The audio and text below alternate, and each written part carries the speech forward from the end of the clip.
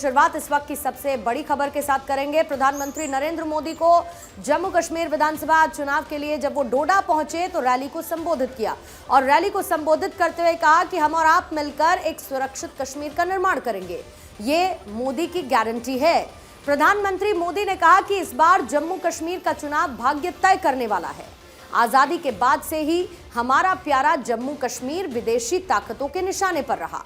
इसके बाद इस खूबसूरत राज्य को परिवारवाद ने खोखला करना शुरू कर दिया। यहां पर जिन राजनीतिक दलों पर आपने भरोसा किया, उन्होंने आपके बच्चों की चिंता नहीं की।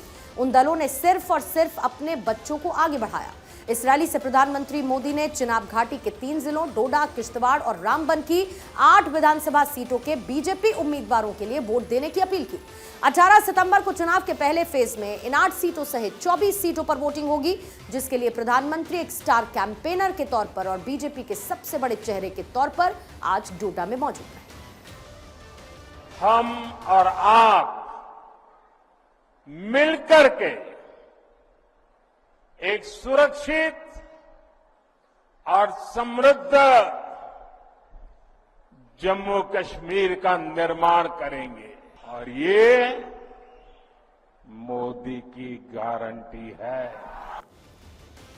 और इससे पहले प्रधानमंत्री नरेंद्र मोदी ने अपने एक्स हैंडल पर एक वीडियो पोस्ट किया और देखते ही देखते वीडियो वायरल हो गया।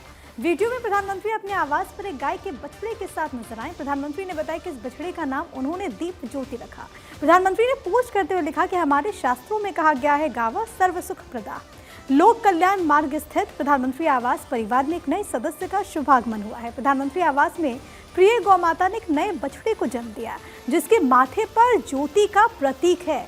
मैंने इसका नाम दीप ज्योति रखा है। प्रधानमंत्री उस बछड़े के साथ खेलते हुए भी नजर आए, दुलारते हुए भी नजर आए और बाकायदा उन्होंने वीडियो अपने सोशल मीडिया प्लेटफॉर्म एक्स पर शेयर भी किया।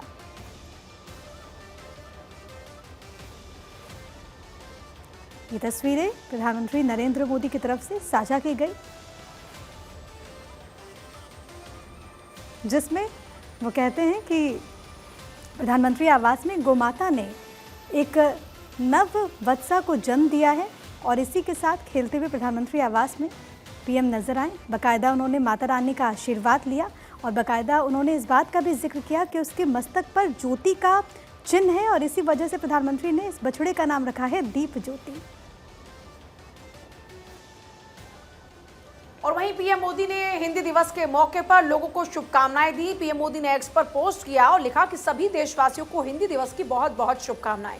इससे पहले गृहमंत्री अमित शाह ने भी हिंदी दिवस के मौके पर लोगों को शुभकामनाएं दी थी और कहा था कि सभी भारतीय भाषाएं हमारा गौरव और विकसित हैं। उन्हें समृद्ध किए बगैर हम आगे नहीं बढ़ सकते। राजभाषा हिंदी का हर भारतीय भाषा से अटूट रिश्ता है। इस साल हिंदी ने देश की राजभाषा के रूप में जनसंचार और राष्ट्रीय एकता के 75 साल पूरे कर लिए हैं और मुझे विश्वास है कि सभी भारतीय भाषाओं को साथ लेकर राजभाषा हिंदी विकसित भारत के संकल्प को साकार करने में अपना योगदान देती रहेगी। वहीं सीएम योगी ने उपचुनाव से पहले एक बार फिर से ज्ञान वापी पर बड़ा बयान दिया। गोरखपुर में हिंदी दिवस पर कार्यक्रम था, जिसमें सीएम ने कहा, ज्ञान वापी ही विश्वनाथ धाम है, इसे मस्जिद कहना दुर्भाग्यपूर्ण है।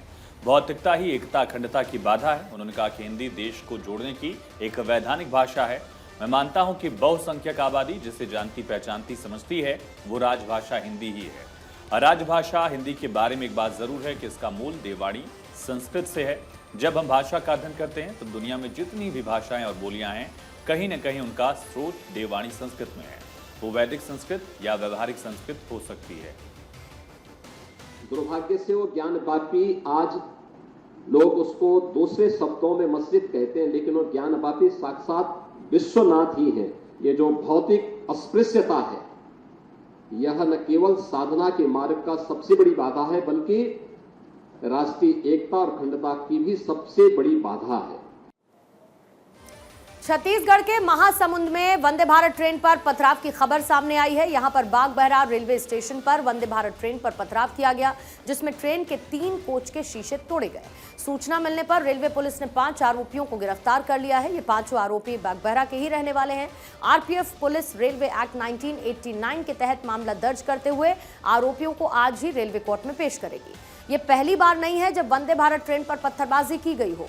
इससे पहले भी कई शहरों में वंदे भारत पर पत्थर फेंके जा चुके हैं। और देखिए, दिल्ली के मुख्यमंत्री अरविंद केजरीवाल जेल से रिहाई के बाद भगवान के दर पर पहुंचे। सुप्रीम कोर्ट से जमानत के बाद शुक्रवार को तिहाड़ जेल से रिहा हुए केजरीवाल ने दिल्ली के कनॉट प्लेस स्थित हनुमान मंदिर पहुंचकर एक बार फिर से पूजा अर्चना की, भगवान का आशीर्वाद दिया। इस दौरान उनके साथ में उनकी पत्नी सुनीता केजरीवाल, मनीष सिसोदिया, सांसद संजय सिंह और दिल्ली के कई मंत्री भी मौजूद रहे। जेल से रिहा होने के बाद केजरीवाल ने बीजेपी पर एक बार फिर हमला किया और कहा कि उनकी लड़ाई जारी रहेगी। उन्होंने ये भी कहा कि मैं सच्चा था, मैं सही था, इसलिए भगवान ने मेरा साथ दिया। दिल्ली और उसके आसपास के इलाकों में 2 दिन से ऐसी बारिश हुई कि लोगों को ठंड का एहसास होने लगा। हालांकि लगातार बारिश के चलते कई जगह पेड़ गिरने, इमारतें क्षतिग्रस्त होने और भीषण ट्रैफिक जाम, जल भराव जैसी स्थिति भी सामने आई। हालांकि आज यानी शनिवार को मौसम सुहावना बना हुआ है। आसमान में बादल छाए हुए हैं। मौसम विभाग के पूर्वानुमान के मुताबिक दिल्ली में मध्यम बारिश हो सकती है। अधिकतम तापमान में भी बढ़त आज देखी जा सकती है। दिल्ली में अधिकतम तापमान आज बढ़कर 32 डिग्री तक पहुंच सकता है। हालांकि न्यूनतम तापमान बिना बदलाव के साथ 21 डिग्री पर बना रह सकता है। देश के कई हिस्सों में सितंबर के आखिर तक बारिश जारी रहने की संभावना है। आमतौर पर 18 सितंबर के बाद से पश्चिमी राजस्थान के रास्ते मानसून की वापसी शुरू हो जाती है, लेकिन इस साल इसके लगभग 16 दिन और सक्रिय रहने के आसार हैं। मौसम विभाग के मुताबिक इस मानसून सीजन में अब तक सामान्य से 8% अधिक यानी 849.6 मिलीलीटर बारिश हो चुकी है, जबकि 13 सितंबर तक सामान्य रूप से 784.3 मिलीलीटर बारिश होनी चाहिए थी। हालांकि देश के 185 जिले ऐसे हैं जहां पर अभी भी सूखे के हालात हैं, जिससे सितंबर में बारिश से राहत की उम्मीद जताई जा रही है। वहीं भारी बारिश के कारण बद्रीनाथ राष्ट्रीय राजमार्ग पर कई जगहों से भूस्खलन की खबरें भी सामने आई, जिसमें लामबगड़, नंदप्रयाग, सोनाला, बैराज कुंज में सड़क ब्लॉक हो गई है। भूस्खलन की वजह से साकोट और नंदप्रयाग के बीच वैकल्पिक मार्ग भी बंद हो गया। हालांकि सड़कों से मलबा हटाने का काम लगातार जारी है। जल्द से जल्द इन मार्गों को खोल दिया जाए, ये कोशिश। चमोली पुलिस ने एक बयान भी जारी किया, जिसमें कहा गया कि जिले में भारी बारिश की वजह से बद्रीनाथ राष्ट्रीय राजमार्ग पर कई जगहों पर भूस्खलन देखने को मिला, जिससे सड़क कई बार ब्लॉक हो चुकी है। सुरक्षा के लिए चमोली पुलिस यात्रियों को सुरक्षित स्थानों पर रोकने का काम पहले से ही कर रही है। और वहीं प्रयागराज में गंगा और यमुना दोनों ही नदियों का जलस्तर बीते 4 से 5 दिनों से लगातार बढ़ रहा है। कंट्रोल रूम से गंगा और यमुना नदियों के जलस्तर पर नजर भी रखी जा रही है। शहरी और ग्रामीण इलाकों में बाढ़ से हजारों लोगों के घिरने के बाद एनडीआरएफ, एसडीआरएफ ने मोर्चा संभाल लिया है। निचले इलाकों की अगर बात करते हैं तो कई मोहल्लों में दोनों ही नदियों का पानी पहुंच रहा है। संगम किनारे स्थित हनुमान मंदिर भी जलमग्न हो चुका है। उत्तर प्रदेश में मौसम का रुख लगातार बदला हुआ है। 3 दिन की बारिश के बाद अलर्ट पर है प्रशासन। वाराणसी, मेरठ और लखनऊ समेत अन्य जिलों में भी मौसम यूं तो खुशनुमा हो चुका है, लेकिन फिलहाल तस्वीरें कई जगहों पर बाढ़ जैसे हालात की हैं। 5 जून से ही अंतरिक्ष में फंसी भारतीय मूल की एस्ट्रोनॉट सुनीता विलियम्स और उनके साथी बुच विल्बर ने इंटरनेशनल स्पेस स्टेशन से एक प्रेस कॉन्फ्रेंस की। दोनों ने कहा कि वो अमेरिकी चुनाव में स्पेस से ही वोटिंग करेंगे। वोटिंग को लेकर पूछे गए एक सवाल के जवाब में कहा बुच ने कि उन्होंने आज ही वोट देने से जुड़ी चुनावी प्रक्रिया शुरू की है। ये एक जरूरी ड्यूटी है। नासा इस पर काम कर रहा है कि कैसे हम वोट दे सकें। सुनीता विलियम्स ने भी कहा कि वो स्पेस से वोटिंग करने को लेकर उत्साहित हैं। 400 किलोमीटर दूर स्पेस सेंटर से सुनीता और बुच ने कहा कि उन्होंने वोट डालने के लिए इसमें पोस्टल बैलेट का अरेंजमेंट किया है। वहीं चीन के विदेश मंत्रालय ने कहा कि पूर्वी लद्दाख में एलएसी पर गलवान घाटी समेत 4 इलाकों से सेनाएं हटी हैं। चीनी विदेश मंत्रालय के प्रवक्ता माओ निंग ने कहा कि बॉर्डर पर हालात स्थिर और कंट्रोल में है। चीनी विदेश मंत्रालय के मुताबिक ये बयान एनएसए अजीत डोभाल की चीनी विदेश मंत्री वांग यी से रूस में मुलाकात के बाद आया।